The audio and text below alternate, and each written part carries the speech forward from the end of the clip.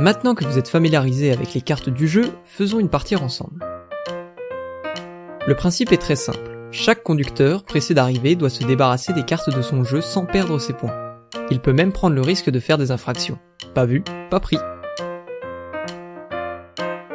Un joueur mélange le jeu et distribue 5 cartes à chacun des participants.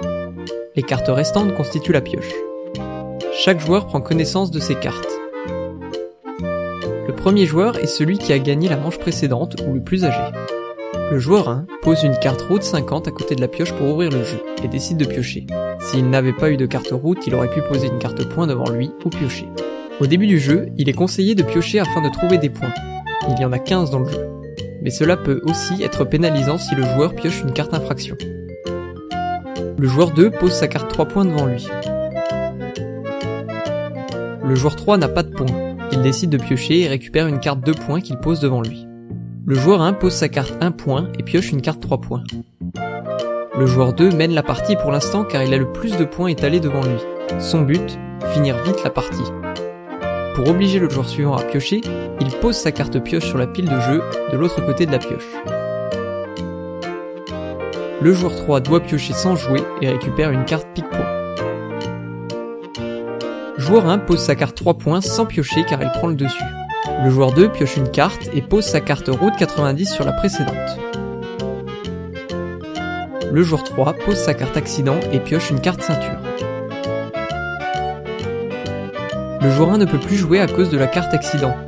Il passe son tour. Le joueur 2 pose sa carte 2 points devant lui et reprend le dessus. Le joueur 3 pose une carte vitesse 90 et pioche une carte 1 point.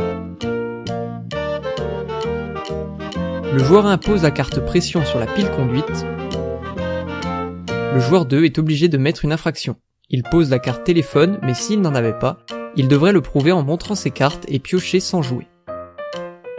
Le joueur 3 pose dessus une carte pique-point. Il récupère le plus petit nombre de points, en l'occurrence 2 points. Le joueur 1 pose sa carte vitesse 130 sur la pile conduite au risque de perdre des points car la vitesse est supérieure à la limitation de la carte route.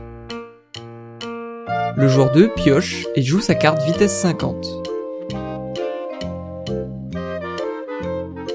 Le joueur 3 pose une carte 1 point dans son capital point. C'est lui qui mène maintenant la partie.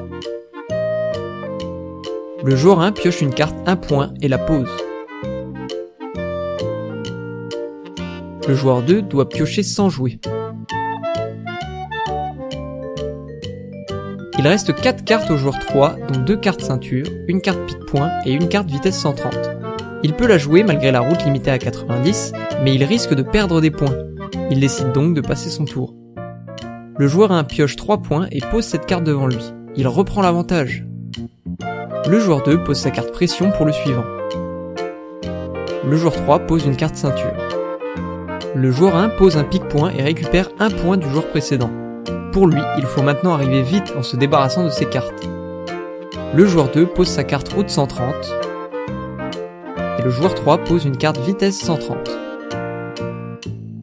Le joueur 1 termine la partie en posant sa dernière carte pique-point.